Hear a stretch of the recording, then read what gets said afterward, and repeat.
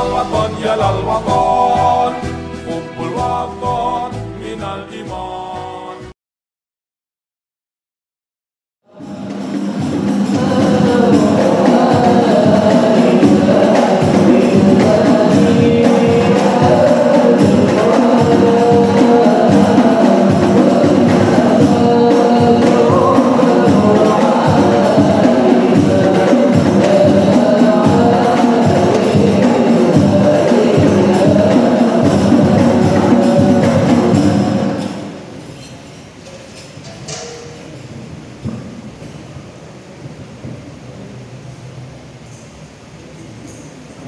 Assalamualaikum warahmatullahi wabarakatuh.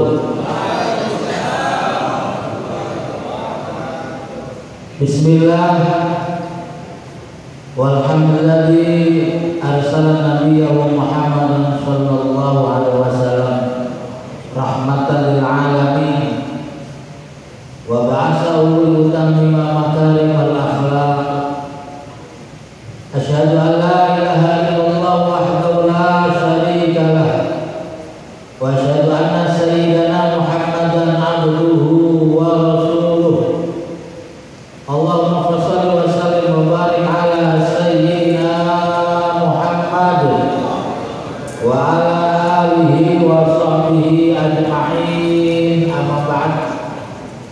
Hadirin kiram, para alim ulama, para sesepuh, para tokoh masyarakat, wabil khusus Ketua DKM Masjid Az-Zahra, Ketua Yayasan Az-Zahra, Bapak RT,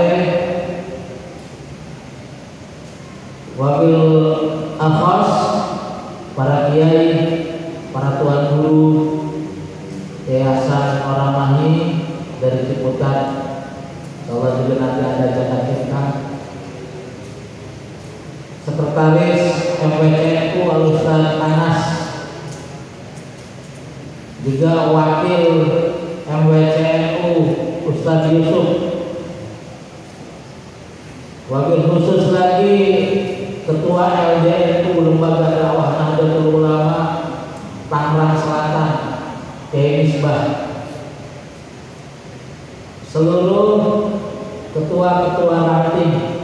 Ini kebetulan banyak, kalau mau disebutin di absen kelamaan ya. Ada Jurang Mangu Barat, ada Perigi Lama, ada Perigi Baru yang pada datang ketua-ketua rantingnya. Ada dari perwakilan Pagar Nusa, Kecamatan Polongaren, Pak Tayat, alhamdulillah hadir. Ibnu, juga ibu-ibu PKK, ibu-ibu pengajian Az-Zahra, teman-teman tim sholawat hadroh, semua saja yang mohon maaf tidak saya sebut satu persatunya. Juga Kemiro sebagai manajemen Dakil dan Maulid. Dakil itu dakwah keliling, Maulid itu Maulid Nabi keliling. Yang sama-sama mudah-mudahan ditambahkan ilmu yang bermanfaat, sehat walafiat untuk taat, tetap iman Islam kelak matinya husnul khatimah. Allah mudahkan keluarga yang sakinah mawaddah warahmah, keturunan yang soleh dan solehat, rizki yang banyak halal dan berkah. Panjangan, doanya panjangan. Salawat salam mudah-mudahan selalu terlimpahkan pada baginda kita yaitu Nabi Muhammad Sallallahu Alaihi Wasallam. Tidak lupa Al-Mukarram Ustaz Abdul Hamid, tadi kelewatan lagi. Mau diaktifkan satu-satu. Ada ini juga, ada mubalek samsat apa? Kalau mau diaksen kebetulan banyak banget yang hadir. Nanti habisnya sama absen ya. Sedikit saja karena tadi Al-Mukarram Ustaz Abdul Hamid memberikan batasan waktu kita paling lama jam 11 itu paling lama. Jadi saya paling lama bicara mungkin setengah jam. Kalau penghormatannya 20 menit, 10 menit. Alhamdulillah pada malam ini kita sama-sama memperingati Maulid Nabi Muhammad SAW. Memperingati dari kata awal, kata dasar ingat. Apa yang perlu kita ingat-ingat dari kelahirannya Nabi kita Muhammad SAW. Tidak banyak. Karena kalau kita satu saja berbicara tentang akhlak Nabi, itu gak bakal cukup dibahas dengan 1 jam. 1 tahun saja tidak bakal selesai. Kenapa? Siti Aisyah radhiyallahu anha pernah berkata, "Wa kana khuluquhul Qur'an." Akhlak Nabi itu Al-Qur'an. Dan kita tahu Al-Quran dari zaman dulu sampai sekarang sudah ratusan para mufassir, bahkan bisa jadi ribuan para ahli tafsir menafsir Al-Quran, tidak akan ada selesainya. Kedepan pasti akan lahir mufassir-mufassir baru. Kalau Al-Quran juga tidak cukup dibahas dengan 100, dengan 1400 tahun lebih, maka akhlak Nabi pun ini baru akhlak. Itu kalau mau dibahas dengan berbagai macam kata-kata, seperti memuji-muji Nabi, lahirlah Maulid Nabi, Al-Barjati, Saraf al-Amal, Sing Tidur, itu tidak cukup. Saking mulianya akhlak Nabi, sampai-sampai dia diberi oleh Allah Subhanahu wa Ta'ala, wa innaka la'ala khuluqin 'azim. Sesungguhnya engkau Muhammad akhlaknya agung. Kalau Allah Subhanahu wa Ta'ala aja sang pencipta alam semesta itu menyatakan wa innaka la'ala khuluqin 'azim, maka siapapun manusia yang mengagung-agungkan nama Nabi, membesar-besarkan nama Nabi, memuji-muji nama Nabi dengan berbagai macam bahasa dan pujian, itu tidak cukup. Ringkasnya begitu. Yang pertama, dari memperingati Maulid Nabi ini paling tidak ada beberapa poin yang saya anggap itu lebih penting. Kalau dibahas tadi tidak cukup 1 tahun 2 tahun, bahkan 10 tahun. Karena tadi pesan sama Pak Kiai Edi Suharsono, bicaranya fokus dengan Maulid Nabi. Ya Pak Edi ya. Tadi pesanin apa tadi? Fokus dengan Maulid Nabi ya. Yang berhubungan dengan kemudian perilaku Nabi. Biasanya itu pesanan. Walaupun pesanannya tadi baru saya baca pas mau jalan. Yang pertama, sekali lagi, kalau kita bicara akhlak tidak cukup dengan 1 malam, 1 tahun, 10 tahun tidak cukup. Tapi ada intinya. Inti dari akhlak. Sebagaimana satu hadis yang saya nukil dari kitab Ihya Ulumuddin, ada seorang babi nanya sama Nabi, "Madinu ya Rasulullah?" Apa itu agama ya Rasulullah? Dijawab, husnul khuluq, baiknya akhlak. Ini orang gak langsung paham, sehingga nanya yang kedua dari sisi kanan dengan pertanyaan yang sama, "Madinu ya Rasulullah?" Apa itu agama ya Rasulullah?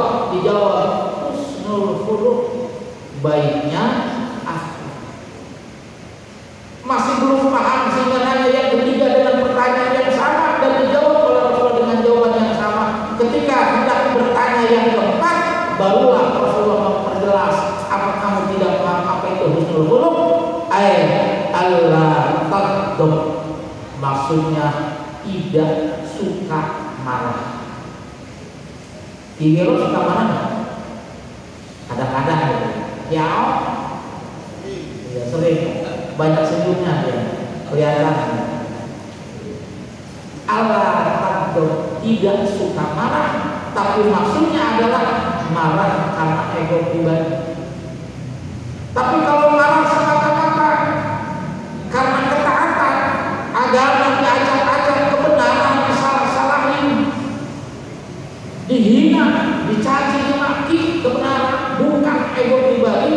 ini masih boleh, sebagaimana sabda Nabi, al-hubbu fillah wal ghadabu fillah. Cinta harus dalam koridor karena Allah, marah pun harus dalam koridor karena Allah. Sehingga kalau kita simpulkan dari hadis ini, orang yang agamanya kuat, orang yang agamanya kokoh, orang yang agamanya benar adalah orang yang akhlaknya bagus. Ironi kalau ada orang hafal Quran, hafal ribuan hadis, 2.000-3.000 hadis, tapi kerjaannya malah mulu. Ibu-ibu, kedengaran nggak bu? Kedengaran bu ya? Kira-kira ibu-ibu kalau punya suami ganteng banget, anggap aja kalau tetangga saya orang di Karawang itu tengkuis tuh, jenggotnya bikin duri. Bapaknya kan, jenggotnya bikin duri. Itu udah ganteng, kaya, mobilnya banyak, cuma sehari semalam marah 20 kali. Sekali marah 10 menit. Itu kira-kira senang gak tuh nikah sama tengkuis? Masih mendingan nikah sama Kiao. Kecil juga satu kali, jobnya banyak. Iya, jarang marah. Diledekin kayak apa juga dia mah cuek aja. Iya, udah dibully kayak apa, tetap aja malah tambah jobnya banyak. Berkahnya silaturahim, gampang senyum, jarang marah. Jadi orang yang agamanya bagus, yang agamanya kokoh, yang agamanya kuat adalah orang yang akhlaknya bagus, dan orang yang bisa disebut akhlaknya bagus manakala dia tidak suka marah. Saya nanya sama ibu-ibu lagi, maksudnya biar ibu-ibu ya girang. Ibu, ada yang jawab nggak? Bu, saya mau cerita. Di Cirebon, konon ada seorang kiai tapi sudah aki-aki, cuma istrinya 4, keren gak bu? Ini ada kiai udah aki-aki, istrinya 4, dan 4-empatnya gak ada yang minta dicerai. Kenapa? Ternyata para istri-istrinya sudah menemukan dalam hati, selama dia berkeluarga dengan aki-aki yang kiai ini, belum pernah menyaksikan marah. Akhirnya apa? Ini yang 4 istri-istrinya ini, ke pertama, kedua, ketiga, keempat, sekongkol, kompak. Yuk, kita bikin marah suami kita. Kira-kira kalau suami kita marah itu tambah ganteng apa tambah jelek? Itu kira-kira kalau suami marah jelek apa ganteng bu? Yang jelek aja jadi tambah jelek, apalagi yang ganteng aja jadi jelek, apalagi yang jelek. Apa? Kata istri-istrinya, suami kita kan senangnya apa? Kalau makan lauknya telur ceplok mata sapi. Kita bikinin yuk telur ceplok mata sapi, telurnya 1, tapi ternyata garamnya segede jempol kaki. Itu kira-kira rasanya apa tuh? Tidak cuma asin tapi pahit. Apa kata istri-istri yang soleha? Abah, nih saatnya makan. Kita sudah siapin lauk kesukaan abah, telur ceplok mata sapi. Ini istrinya sekongkol berempat, pengen tahu seumur-umur suaminya belum pernah marah. Apa kata orang yang agamanya bagus, orang yang akhlaknya bagus, orang yang tidak suka marah? Alhamdulillah, dasar istri-istriku yang solehah-solehah. Tahu saja kalau abah sedang senang yang asin-asin. Akhirnya apa? Pertamanya dia itu bukan ngomongin dulu, dia begitu colek nasi, begitu colek telur, digigit, ketuk, pahit, asin. Coba kalau suami ibu-ibu kira-kira gimana? Kalau ustaz-ustaz kayak ini gimana tuh kalau ibu? Bahasa Ragunan keluar. Tapi ini orang yang akhlaknya bagus, yang agamanya bagus, akhlaknya bagus, tidak suka marah. Dia bilang alhamdulillah, dasar istri-istriku yang solehah. Tahu saja kalau abah sedang senang yang asin-asin. Gagal ini. 4 istrinya sekongkol lagi kompak. Ini makanan sepele kecil. Gimana? Kita kerjain yuk baju andalan suami kita. Itu kalau baju andalan kiai zaman dulu apa? Zaman dulu mah andalannya itu baju gamis yang tangannya itu kedodoran panjang bisa buat ngumpetin amplop. Iya, yang kayak Cina. Dikerjain sama istri-istrinya abah di saatnya sholat asar. Apa kata seorang yang agamanya bagus, akhlaknya bagus, tidak suka marah? Alhamdulillah, sampai ingat istri-istri yang solehah, baju abah yang paling disenangi. Begitu selesai wudhu mau sholat asar, bajunya udah disiapin dipakai sama istrinya. Yang kanan begitu pas dipakai selonong masih panjang sampai tangan. Tetapi begitu yang kiri cuma sampai keke. Padahal itu baju andalan. Itu kalau kira-kira gimana tuh? Bisa jadi dasar, nggak tahu diri, itu baju andalan, tenang-tenangan dari orang besar. Tapi orang yang agamanya bagus, agamanya benar, agamanya kokoh, yang tidak suka marah, agamanya bagus, dia bilang alhamdulillah dasar istri-istriku yang solehan semuanya. Tahu saja apa sekarang sedang gampang gerak. Jadi kalau dia harus wudhu suka gerak, biasanya kayak kipas. Ini mah enggak, cukup yang kiri yang keteknya kelihatan diangkat, yang kanan cuma buat kipas-kipas gitu. Jaga. Pantesan sampai-sampai ini seorang suami yang sudah ahli-ahli padahal tapi agamanya bagus, kuat dan kokoh, akhlaknya bagus, sempat nawarin, wahai istri-istriku, kalau saja kalian pengen, andai kata kalian pengen nikah lagi sama yang lebih muda, yang lebih ganteng, silahkan, abang mah ikhlas, abang hidup. Bahkan kalau umpamanya ada yang tidak punya modal, abang modalin, itu kira-kira aki-aki begitu di sini ada yang begitu. Kalau bisa mau udah 4 juga nambah 5 ya. Ini mah dasarnya suaminya walaupun aki-aki agamanya bagus, sampai dia mau orangnya mukhlisin, orangnya ridho. Kalau istrinya minta cerai saja, nyari yang lebih muda, lebih ganteng, apalagi lebih tek, silahkan. Kalau nggak punya dana, saya danain. Kayaknya nggak ada di sini. Apa jawaban istri-istrinya? Tidak ada yang minta cerai. Walaupun aki-aki dipegang anyap, dipeluk bertak-bertak gitu ya. Tapi ternyata di rumah bikin tentrem. Yang ada nasihat doa, tidak ada sumpah serapah, tidak ada kutukan, tidak ada caci maki. Seolah-olah itu rumah kayak surga, mall kalah, semuanya kalah. Kenapa? Di rumah ada sesuatu yang membuat bikin hatinya tentrem. Itulah orang yang agamanya benar, agamanya kuat, agamanya kokoh, yaitu orang yang akhlaknya bagus dan orang yang akhlaknya bagus. Allah taghdab, orang yang tidak gampang marah. Siap ibu tidak suka marah? Bapak-bapak siap tidak suka marah? Insya Allah. Saya cerita dikit. Ada seorang wali yang itu dia jadi wali bukan karena jadi ulama, bukan karena jadi orang alim, tetapi itu seorang wali gara-gara istrinya tiap hari ngomel. Namanya beda-beda. Ada yang nyebut Abdullah Barakah, karena ini adalah marganya Barakah. Udah habis waktunya. Oh, dikira makasih kode udah selesai. Ada seorang wali, ternyata dia ketemu 2 orang wali itu mau sapa ilallah di kampung adat di Yaman Hadramaut. Ketemu dengan Abdullah Barakah, mau kemana kalian setelah disalamin? Saya mau sapa ilallah, disuruh guru saya. Di kampung ini ada namanya kampung adat, di hari adat ini ada 2. Akhirnya benar. Saya boleh gak ikut? Boleh. Tapi kamu bawa bekal sendiri, ya.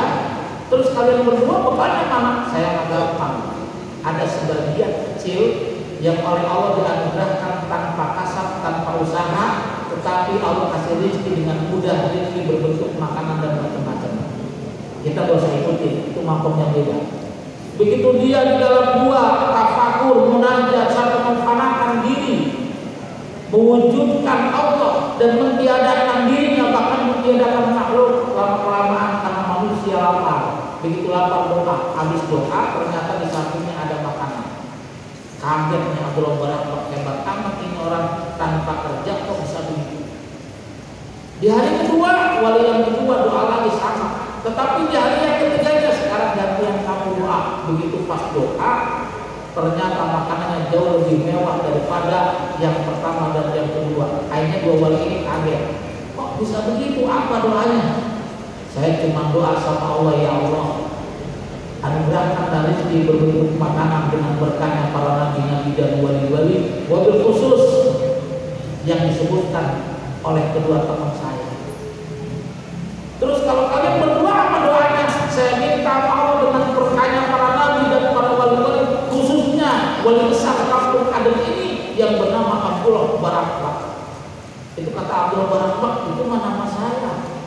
Di kampung ini nggak ada orang lain yang namanya Abdullah Barakbak, perlu saya. Kata dua itu, kalau begitu bapak adalah wali besarnya. Kata guru saya, di sini ada wali besar, bukan ulama, bukan ustaz, bukan orang alim, tetapi dia punya istri setiap hari ngomel mulu, terus belum pernah dibalas, belum pernah dirawat. Akhirnya apa? Kamu punya istri kan? Iya. Tiap hari ngomel mulu? Iya. Terus kamu sabar? Iya. Dan saya belum pernah merawat. Berarti benar bapak adalah walinya.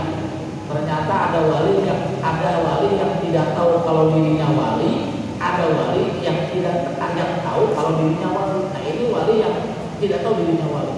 Dia pulang bilang, oh berarti saya wali ya. 3 hari 3 malam gak pulang, begitu pas ketok-ketok, assalamualaikum, waalaikumsalam, dibanting pintunya, gak usah 3 hari, kalian ada 3 bulan, gak usah pulang. Terus mah, terus, kok terus, diomelin mah terus, dibanting lagi, udah semua. Terus mah, Bapak Maliko, ada gak tuh seorang suami diomelin sama istri itu? Dibilangin Bapak Maliko terus mah. Akhirnya istrinya mikir, kenapa kok bapak malah diomelin, malah bilang ridho, kenapa? Nah, tahu nggak? Kalau bapak ada 2 orang wali, katanya bapak itu jadi wali gara-gara mama.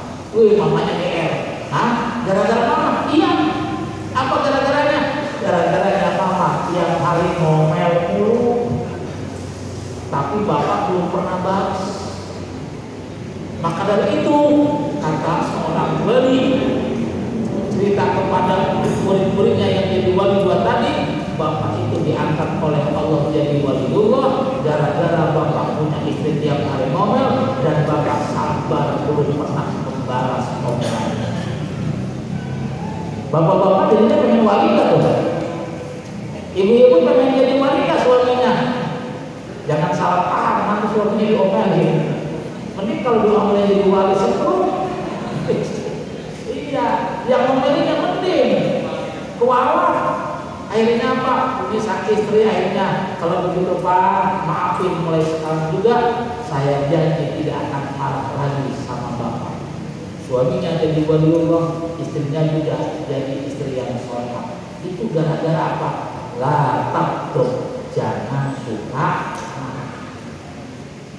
Satu, ini ngomongin akhlak Nabi, pesanan dari Pak Edi Suhartono. Kalau dibahas kebanyakan, ngomongin akhlak tadi kan tidak cukup dengan 10 tahun, bahkan 10 Quran. Tetapi intinya akhlak adalah jangan suka. Yang kedua dari peringatan ini juga yang tidak kalah pentingnya. Kalau tadi kan innama bu'itsu litammima makarimul akhlaq, yang tidak kalah pentingnya adalah sebagaimana pernyataan dari Allah Subhanahu wa taala, wa ma arsalnaka illa rahmatan lil alamin. Tidak aku utus engkau Muhammad kecuali sebagai rahmat bagi alam semesta. Alam semesta ini tidak sekedar orang beriman, tidak sekedar muslim, bahkan tidak sekedar manusia. Seluruh makhluk ciptaan Allah adalah Allah.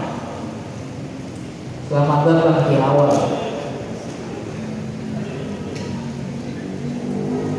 Kalau kita pemahaman luas lagi. Udah saya contohin satu saja karena waktunya ini juga udah singkat.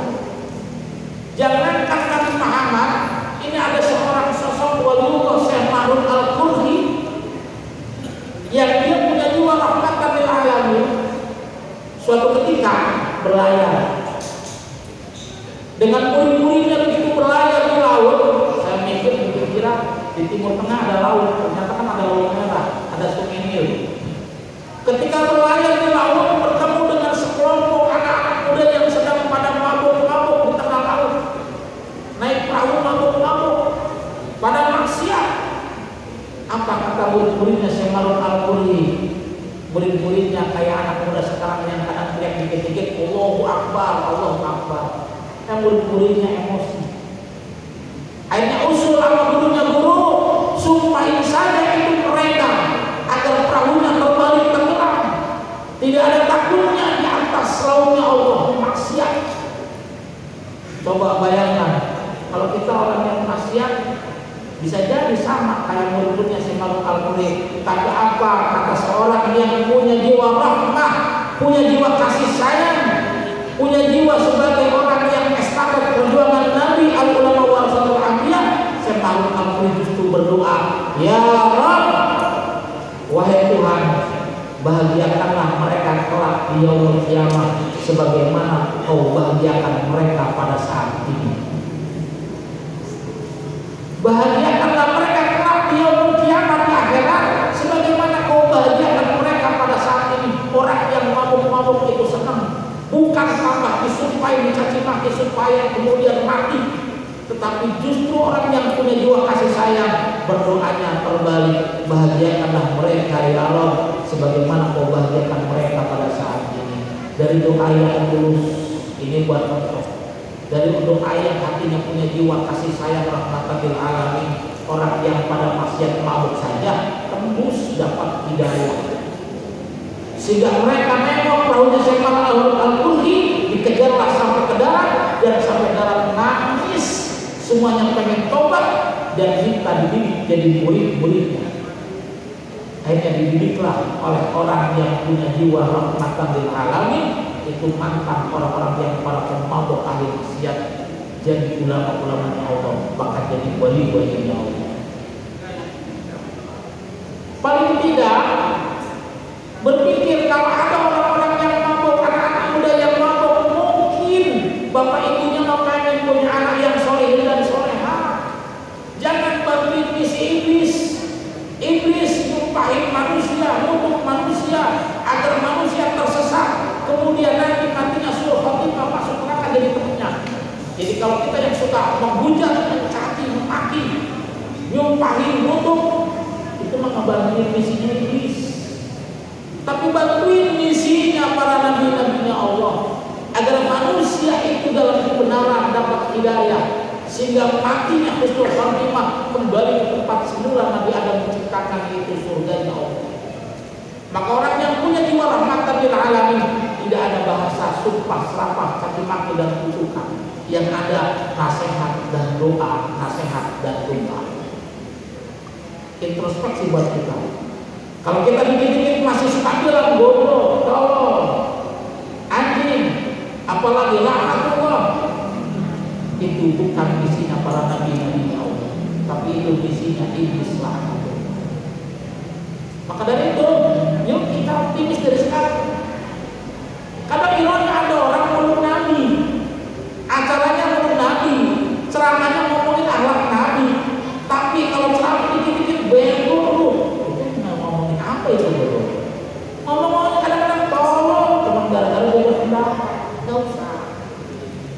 Mulai sekarang siapapun kalau bisa curahkan kasih sayang ini kepada siapapun yang layak disayang, bahkan yang tidak kenal. Saya terus terang saja sekarang sedang kayak orang gila. Kenapa kayak orang gila? Kata orang biarin. Karena saya cemburu dengan tarim. Kalau di kampung-kampung ada nggak yang sering pada sholawatan tarim ya? Ya tarim gitu ya. Kenapa? Di tarim Yaman lahir ribuan wali-walinya Allah. Di tarim Yaman lahir ribuan wali-walinya Allah. Bahkan orang banyak cerita kalau ada orang